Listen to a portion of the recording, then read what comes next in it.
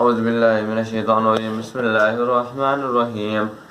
وإذا طلقتم النساء فبلغن أجلهن فلا تعدلوهن أن ينكحن أزواجهن إذا تراضوا بينهم بالمعروف ذلك يوعظ به من كان منكم يؤمن بالله واليوم الآخر ذلك وأشقى لكم وأطهر والله يعلم وأنتم لا تعلمون.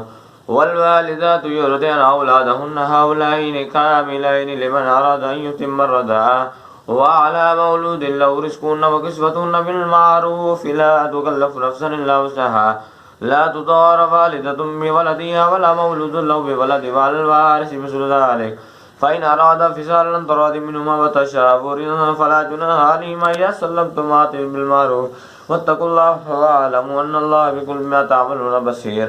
والذين يتوفون منكم ويذرون أزواجا يتربصن بأنفسهن أربعة أشهر وعشرا فإذا بلغن أجلهن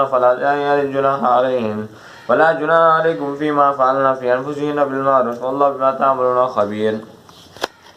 ولا جناح عليكم فيما أردتم به من خطبة النساء وكنتم في أنفسكم علم الله أنكم تذكرونهن ولكن لا تواعدون سرا إلا أن تقولوا قولا معروفا ولا تزموا عقدة النكاح حتى يبلغ الكتاب أجله واعلموا أن الله يعلم ما في أنفسكم فاحذروه واعلموا أن الله غفور حليم. لا جناح عليكم طلقتم النساء ما لم تمسوهن وتفرضوا لهن فريضة ومتعوهن على الموسع قدره وعلى المقتر قدره متاع بالمعروف حقا على المحسنين. وإن طلقتموهن من قبل أن تمسوهن فقد فرضتم لهن فريضة ونصف ما فرضتم إلا أن يعفون أو يعفو الذي بيده عقدة النكاح وأن تعفوا أقرب للتقوى ولا تنسوا الفضل بينكم إن الله بما تعملون بصير. حافظوا على الصلوات والصلاة الوسطى وقوموا لله قانتين. فإن خفتم فرجالا أو ركبانا فإذا أمنتم فاذكروا الله كما علمكم ما لم تكونوا تعلمون. والذين يتوفون منكم ويذرون أزواجا يتربصن لأزواج متاعا إلى الحمل غير إخراج فإن خرجنا فلا جناح عليكم فيما فعلنا في أنفسنا بالمعروف الله عزيز حكيم.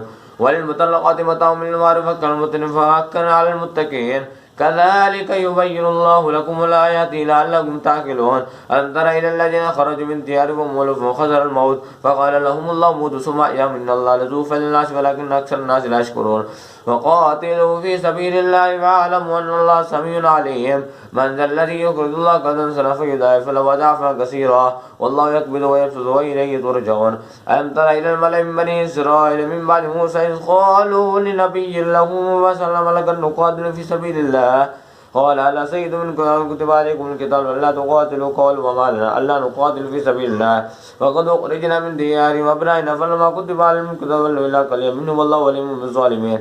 وقال النبي إن الله قد بعث لكم طالوت ملكا قالوا أن يكون الملك ونحن بالملك منه ولم يؤت ساعة من المال قال إن الله اصطفاه عليكم وزاد بسطنا في العلم والجسم والله يؤتي ملكه من يشاء والله واسع عليم. وقال لهم النبي من آيات الملك أن يأتيكم التعبد في سكنة من ربكم وبقية مما ترك آل موسى وآل هارون تحمل الملائكة إن في ذلك لآية لكم إن كنتم مؤمنين.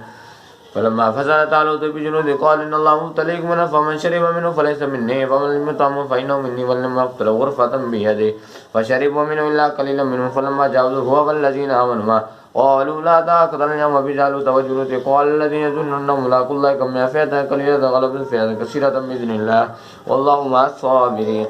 ولما برزوا لجالوت وجنوده قالوا ربنا أفرغ علينا صبرا وثبت أقدامنا وانصرنا على القوم الكافرين فاعتصموا بإذن الله واقتل داود جالوت وآتاه الله الملك والحكمة وعلمه ما يشاء ولولا دفع الله الناس بعضهم لبعض فسدت الأرض ولكن الله ذو فضل على العالمين.